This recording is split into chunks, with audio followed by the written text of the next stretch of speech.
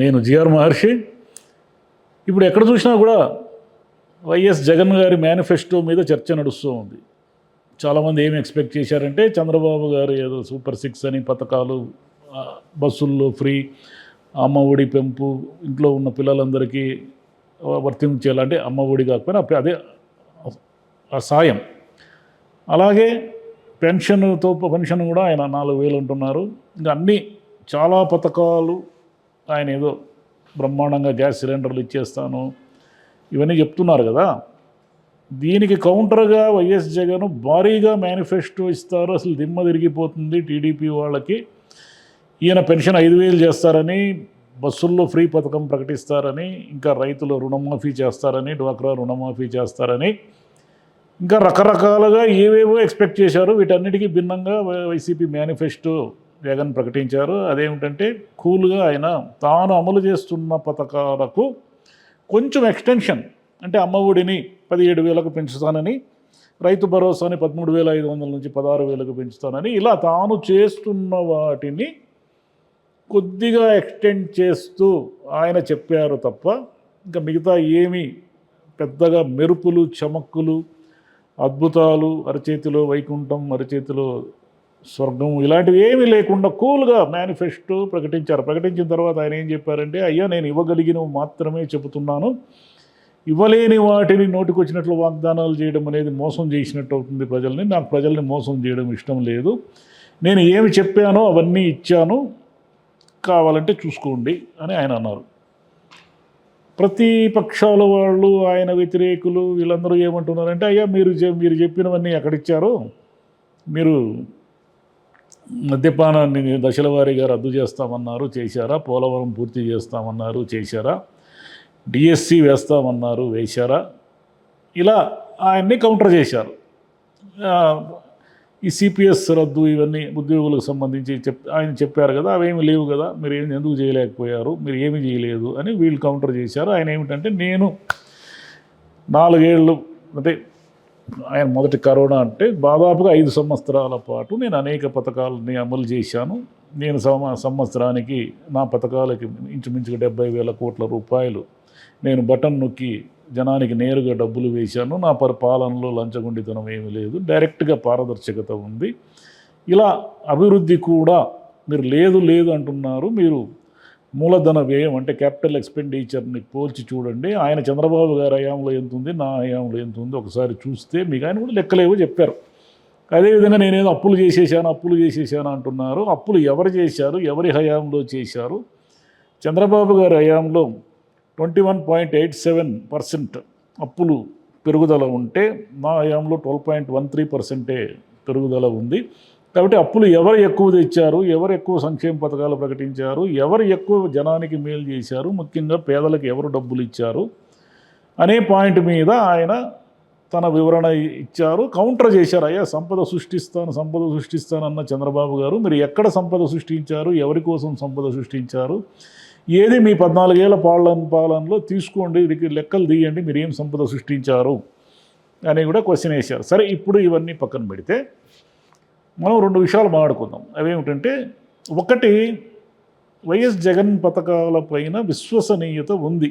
ఆయన ప్రకటించిన పథకాలు, గతంలో నవరత్నాలని ప్రకటించిన పథకాలన్నింటిలో కూడా మ్యాక్సిమం ఆయన తను చెప్పిన మాట ప్రకారము డబ్బులు ఇచ్చుకుంటూ వెళ్ళారు. ఎక్కడా కూడా కాస్త లేట్ అయిండొచ్చు, కాస్త అటు ఇటు అయిండొచ్చేమో కానీ డబ్బులు ఇవ్వడంలో మాత్రం ఎక్కడా కూడా ఆయన అంటే స్కిప్ చేయడం, మోసం చేయడం అంటూ ఏమీ చేయలేదు. ఒకటి.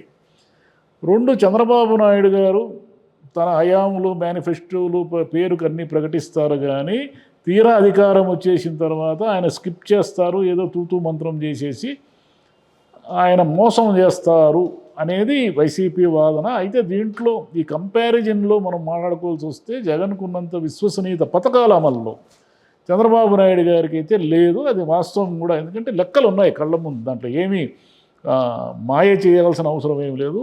ఆయన హయాంలో ఆయన చెప్పిన మాటలు, ఆయన పథకాలు ఎలా ఉన్నాయి, ఈయన హయాంలో ఎలా ఉన్నాయి, పాపులిస్ట్ పథకాలు అంటే సంక్షేమ పథకాలు పేదలకు అందేటివి.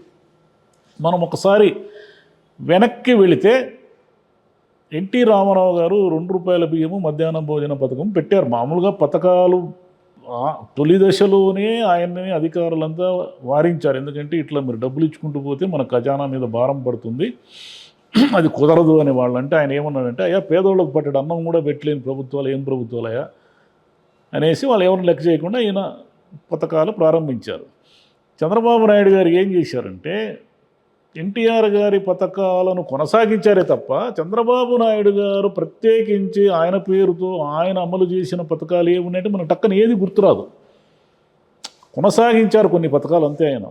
అదేవిధంగా వైఎస్ రాజశేఖర రెడ్డి గారు వినూత్నంగా ప్రవేశపెట్టిన పథకాల్లో ఏంటంటే ఫీజు రియంబర్స్మెంట్, ఆరోగ్యశ్రీ, ఇలా చాలా చెప్పొచ్చు. రాజశేఖర రెడ్డి గారి పేరు మీద జరిగిన పథకాలని మనం చాలా చెప్పొచ్చు. ముఖ్యంగా విద్యా వైద్యం విషయంలో ఆయన ఒక అడుగు ముందుకేసి పేదవాళ్ళకి వీళ్ళు ఈ రెండు విషయాల్లో వాళ్ళు దెబ్బతింటున్నారు అనేసి ఆయన ఒక స్టెప్ వేశారు. రాజశేఖర రెడ్డి ఉచిత విద్యుత్ కానీ ఇవన్నీ కూడా. అంటే రాజశేఖర రెడ్డి గారి పేరు చెప్తే మనకు కొన్ని పథకాలు గుర్తొస్తాయి. తర్వాత ఏమిటి, చంద్రబాబు నాయుడు గారు వచ్చారు.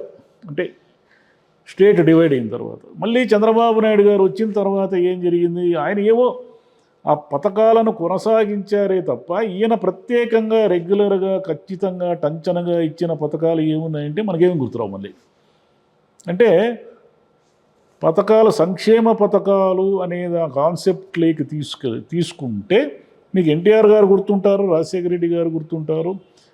14 years పరిపాలించిన చంద్రబాబు నాయుడు గారు ఎందుకు గుర్తుండరు అంటే ఆయన సంక్షేమ పథకాల విషయంలో నాన్ సీరియస్. అంటే కొంతమంది వాదించవచ్చు, అయ్యా జనానికి డబ్బులు పంచుతూ పోతే అభివృద్ధి ఎలా జరుగుతుంది అని. కానీ జనాలకి డబ్బులు పంచి అప్లిఫ్ట్ చేయకపోతే, ఏదో ఒక రూపంలో పేదవాళ్ళకి సాయం చేయకపోతే ఇక ప్రభుత్వాలు అవన్నీ కూడా అంటే ఓట్లు వేస్తారు కాబట్టి సంక్షేమ పథకాలు వీళ్ళు అమలు చేస్తున్నారు అనేవి కూడా ఉండొచ్చు. కానీ ప్రజలకు నేరుగా డబ్బులు ఏదో ఒక రూపంలో సాయం అందకపోతే ఇక ప్రభుత్వాలకి ఇది ఏం చేయాలి? ఇంక ప్రభుత్వాలు అంటే డబ్బున్న వాళ్ళకి రుణాలు ఇచ్చేసి వాళ్ళు ఎగ్గొడతా ఉంటే చూస్తూ ఊరుకుండాలా?